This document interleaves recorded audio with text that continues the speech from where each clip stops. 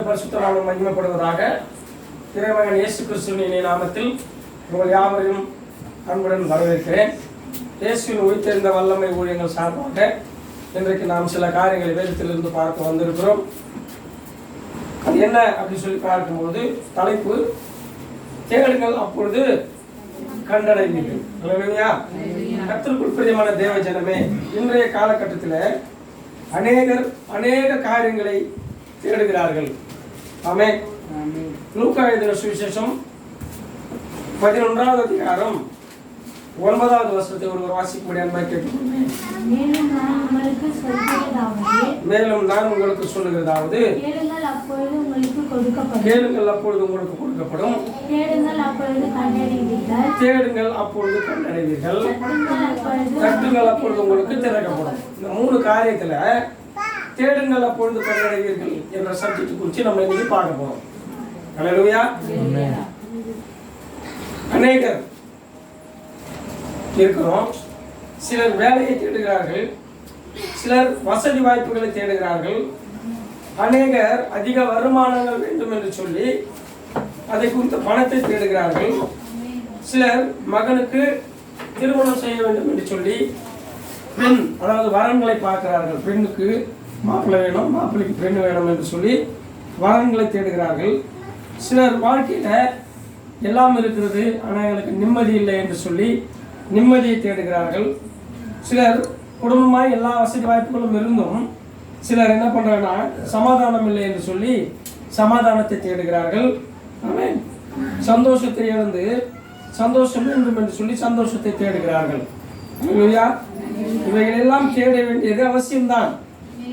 ஆனால் தேவனை தேட வேண்டும். அல்லேலூயா. இவைகள் எல்லாம் கிடைக்க வேண்டும் என்று சொன்னால் முதலாவது தேவனை தேட வேண்டும். அல்லேலூயா. ஆமென். அப்போ தேடுகிற அநேகர் கர்த்தரை தேடுகிறார்களா என்பதுதான் கேள்வி. ஆண்டவரை தேடுகிறார்களா, தெய்வத்தை தேடுகிறார்களா என்பதுதான் கேள்வி. அல்லேலூயா. இதுக்கு பதில் வேத வசனம், வேதம் என்ன சொல்றது, தேவன் என்ன சொல்றாரு அப்படின்னா ரோமர் 3ஆம் அதிகாரம் அதுல 11வது வசனத்தை வாசிங்க. ரோமர் 3ஆம் அதிகாரம் அதில் 11வது வசனம். உணர்வுள்ளவன் இல்லை, தேவனை தேடுகிறவன் இல்லை. எதையோ தேடுறோம். ஆமென். வேலையை தேடுறோம், வசதி வாய்ப்புகளை தேடுறோம், வருமானத்தை தேடுறோம், பணத்தை தேடுறோம், வரன்களை தேடுறோம், நிம்மதியை தேடுறோம், சந்தோஷத்தை தேடுறோம், சமாதானத்தை தேடுறோம். இவையெல்லாம் வேண்டும் என்று சொன்னால் தேவனை தேடுகிற உணர்வு இல்லை. அதைத்தான் இங்க வேதம் சொல்லுது. உணர்வுள்ளவன் இல்லை, தேவனை தேடுகிறவன் இல்லை என்று வேதம் சொல்லுகிறது. அல்லேலூயா. அப்போ நாம் இப்படிப்பட்டவர்களாய் இல்லாமல் எப்படிப்பட்டவர்களாய் உலக பிரகாரமான காரியங்களை தேடுவதை விட்டு இப்படிப்பட்டவர்களை நாம் இல்லாமல் தேவனை தேடுகிறவர்களாக இருக்க வேண்டும். அல்லேலூயா. தேவனை தேடும்போது எல்லாமே நமக்கு கூட கொடுக்கப்படும் என்று சொல்லி வசனம் சொல்லுகிறது. வாசிக்கலாம். லூக்கா எழுதின சுவிசேஷம் 11வது அதிகாரம் 9வது வசனம்.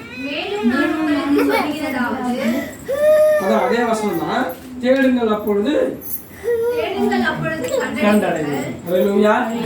இது ஒரே ஒரு சப்ஜெக்ட் இருக்கு, ஒரே ஒரு வார்த்தையில பல விதமான காரியங்கள் இருக்கிறது. தேடுங்கள் அப்பொழுது கண்டடைவீர்கள். ஒரு நிமிஷம். தேடுங்கள் அப்பொழுது கண்டடைவீர்கள் என்ற சப்ஜெக்ட் மட்டும் தான் நம்ம பார்க்க போறோம். அல்லேலூயா. அப்ப தேடுங்கள் என்றால் யாரை தேடணும்?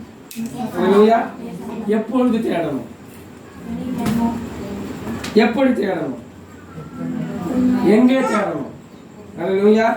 ஏன் தேடணும்? இவ்வளவு விஷயம் வந்துச்சா? திரும்ப ஒரு வாட்டி சொல்றேன். தேடுங்கள் அப்பொழுது கண்டடைவீர்கள். யாரை தேடணும், எப்பொழுது தேடணும், எப்படி தேடணும், எங்கே தேடணும், எதை தேடணும், ஏன் தேடணும்? அல்லேலூயா. இத்தனை கேள்விகளுக்கும் பதில் பரிசுத்த வேதாகமத்தில் இருக்குது. அல்லேலூயா. இதுல யாரை தேடணும் அப்படின்ற கேள்விக்கு ஏசப்பாவை தேடணும். வசனத்தின் மூலமா ஆமோஸ் தீர்க்கதரிசி புஸ்தகம் 5ஆம் அதிகாரம் 6வது வசனத்தை வாசிக்கலாமா? கர்த்தரை தேடுங்கள் அப்போது பிழைப்பீர்கள். குறிச்சு வச்சுங்க. இதுதான் தைரியத்தில் வரணுன்றது. நம்ம தைரியத்துக்கு வந்தோம்னா டக்குனு குறிச்சு வச்சுக்கலாம். தேடி எடுக்கிறது விட்டுட்டு குறித்து வச்சுக்கலாம். ஆமோஸ் 5ஆம் அதிகாரம் 6வது வசனம், கர்த்தரை தேடுங்கள் அப்பொழுது பிழைப்பீர்கள் அப்படின்னு சொல்லப்படுதா? போதும், கர்த்தரை தேடுங்கள் அப்பொழுது பிழைப்பீர்கள். அப்போ கர்த்தரை தேடுவது சரிதான், ஆனால் எப்பொழுது தேடணும்? கர்த்தரை தேடுவது சரிதான், எப்பொழுது தேடணும் அப்படின்னு சொல்லி பார்த்தோம்னா எனி டைம் தேடணும். பரிசுத்த வேதாகமம் என்ன சொல்லுது அப்படின்னு சொல்லி பார்த்தீங்கன்னா, நீதிமொழிகளின் புஸ்தகம் 8ஆம் அதிகாரம் 17வது வசனத்தை வாசிங்க.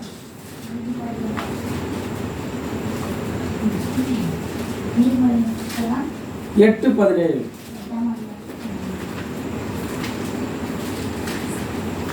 நானே வாசித்துவா?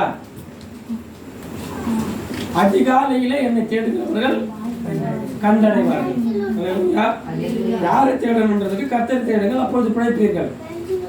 எப்பொழுது தேடணும் அப்படின்னு சொன்னா அதிகாலையிலே என்னை தேடுங்கள் அப்படின்னு சொல்றாரு. அல்லேலூயா. அதிகாலையிலே என்னை தேடுகிறவர்கள் கண்டடைவார்கள் அப்படின்னு சொல்லி ஒரு பாட்டு கர்த்தர் கொடுத்துருக்கிறார். அப்போ அதிகாலையில கர்த்தரை தேடணும். அல்லேலூயா. எப்படி தேடணும், எப்படி தேடணும் என்ற கேள்விக்கு உபாகமத்தின் புஸ்தகம் 4ஆம் அதிகாரம் 29வது வசனம். உபாகமம் 4ஆம் அதிகாரம் 29வது வசனம். அப்போது அங்கே இருந்து தேடுவாய், முழு இருதயத்தோடும் முழு ஆத்மாவோடும் அவரை தேடும்போது அவரை கண்டடைவாய். அப்போ எப்படி தேடணும்? முழு இருதயத்தோடும் முழு ஆத்மாவோடும் கர்த்தரை தேடணும், இயேசுவை தேடணும். அல்லேலூயா. கர்த்தரை தேடுங்கள் அப்பொழுது பிழைப்பீர்கள். யார் தேடணுன்றது பதில்.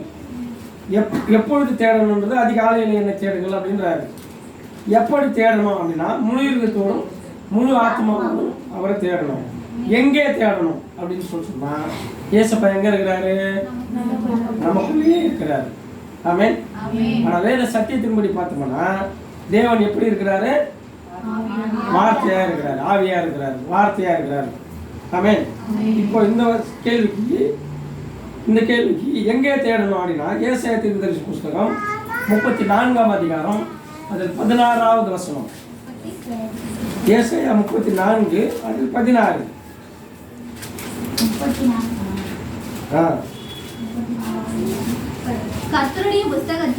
கர்த்தருடைய புஸ்தகத்திலே தேடி வாசியுங்கள், இவைகளில் ஒன்றும் குறை. போதும், கர்த்தருடைய புஸ்தகத்திலே தேடி வாசியுங்கள். அப்போ எங்கே தேடணும் அப்படின்றத, கர்த்தருடைய புஸ்தகம் என்ன? பரிசுத்த வேதாகமம். அந்த பரிசுத்த வேதாகமத்தில் தேடி வாசிக்கணும். கர்த்தருடைய பரிசுத்த வேதாகமத்தில் தேடும்போது இயேசுவுடைய படம் அங்கே இருக்குமா? அவருக்கு ரூபமும் இல்லை, அவருக்கு சொரூபமும் இல்லை. அப்ப பரிசுத்த வேதாகமத்தில் தேடினா எப்படி தேவனை பார்க்க முடியும்? வார்த்தை தான் தேவன். ஆதியில வார்த்தை இருந்தது, அந்த வார்த்தை தேவனத்தில் இருந்தது, அந்த வார்த்தை தேவனாய் இருந்தது அப்படின்னு சொல்லப்படுதா? அப்ப வார்த்தை தான் தேவன். பரிசுத்த வேதாகமத்தில் எதை தேடுறோம்? வார்த்தை இந்த தேவனை தேடணும். அவர் வார்த்தையா இருக்கிறார், அவர் ஆவியா இருக்கிறார், அவர் குடும்பமும் இல்லை, சொர்பமும் இல்லை, அவர் வார்த்தையா இருக்கிறார். அதுக்கு வசனம் யோவான் எழுதின சுவிசேஷம் 1:1 இருக்குது. ஆதியில வார்த்தை இருந்தது, அந்த வார்த்தை தேவனத்தில் இருந்தது, அந்த வார்த்தை தேவனாய் இருந்தது. அல்லேலூயா. அப்போ எனவே தேவனுடைய பரிசுத்த வேதாகமத்துல, தேவனுடைய புஸ்தகத்துல தேடி வாசியுங்கள். ஆமென்.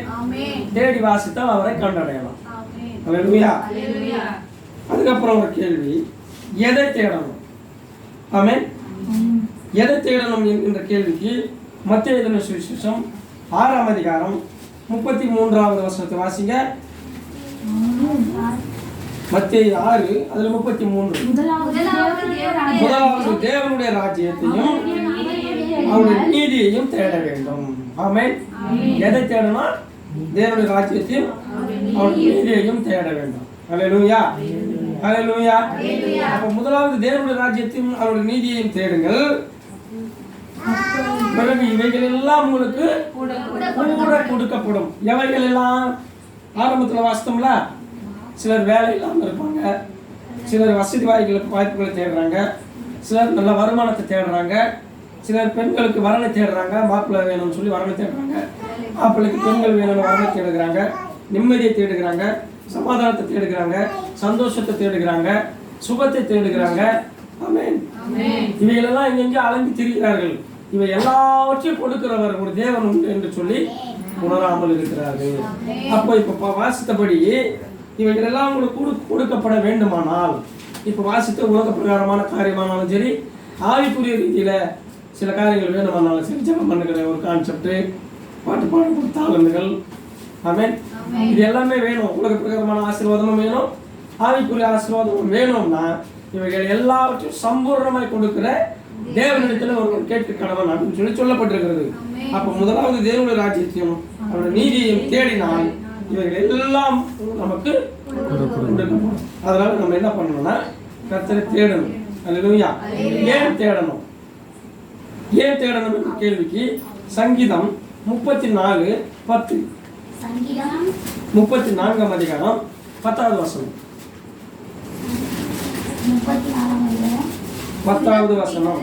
சிங்கக்குட்டிகள் தாழ்ச்சி அடைந்து பட்டினியா இருக்கும், கர்த்தரை தேடுகிறவர்களுக்கோ ஒரு நன்மையும் குறைவுபடாது. நல்ல கரங்களை தட்டி. அல்லேலூயா. அல்லேலூயா. கர்த்தரை ஏன் தேடணும்னா கர்த்தரை தேடுகிறவர்களுக்கோ ஒரு நன்மையும் குறைவுபடாது. இப்போ இந்த மாதிரி புலம்புற மாதிரி சில காரியங்களுக்கு தான் ஆரம்பத்தில் சொன்ன மாதிரி வேலை வசதி, வாய்ப்புகள், பண வசதிகள் எல்லாத்தையுமே வேணும்னா புலம்பிக் கொண்டு இல்லாம ஸ்ட்ரெயிட்டா கர்த்தரை தேடுவோமானால் ஒரு நன்மையும் குறையும். நம்முடைய வாழ்க்கையில என்ன தேவைன்றதை அவர் அறிந்திருக்கிறார். ஜெபிப்பதற்கு முன்பதாகவே நமக்கு என்ன தேவைன்றதை அவர் அறிந்திருக்கிறார். ஆனாலும் பிள்ளைகளாகிய நாம் தகப்பனாகிய இடத்துல வாய் திறந்து ஜெபத்தின் மூலமா கேட்க வேண்டும் என்று சொல்லி எதிர்பார்க்கிறார். அதனால நம்ம என்ன செய்யணும்னா சிங்கக்குட்டிகள் கூட தாட்சி அடைந்து பட்டினி கிடக்கும், ஆனால் கர்த்தரை தேடுகிறவர்களுக்கு ஒரு நன்மையும் குறைவுபடாது. நம்முடைய வாழ்க்கையில ஒரு நன்மையும் குறைவுபடாமல் இருக்கணும்னா சகலத்தையும் சம்பூர்ணமாய் கொடுக்கிற தேவனை இயேசுவை தேடணும், ஆண்டவரை தேடணும். அல்லேலூயா. அதனால தேடுங்கள் அப்பொழுது கண்டடைவீர்கள் என்று சொல்லி வேதம் சொல்லுகிறது. அல்லேலூயா. அல்லேலூயா. உலக வாழ்வுக்கும் சரி, ஆவிக்குரிய வாழ்வைக்கும் சரி, நாம் என்ன செய்ய வேண்டும் என்று சொன்னால் இந்த 6 காரியத்தை செய்யணும். என்னென்ன சொல்லுங்க பார்க்கலாம். முதலாவது கர்த்தரை தேடணும், இரண்டாவது அதிகாலையில தேடணும், மூணாவது முழு இருதயத்தோடு முழு ஆத்மாவோடு தேடணும், நாலாவது பரிசுத்த வேதத்திலே தேடணும், அடுத்தது தேவனுடைய ராஜ்யத்தை நீதியை தேடணும். உன் வாழ்வில் ஒரு நன்மையும் குறைவுபடாமல் இருக்கணும்னா தேவனை தேடணும். அல்லேலூயா. எத்தனை பேருக்கு நல்லா புரிஞ்சுது? அல்லேலூயா. ஒரு வார்த்தை தான், தேடுங்கள் அப்பொழுது கண்டடைவீர்கள். அப்போ இவ்வளவு சப்ஜெக்ட் இருக்குது. ஆமென்.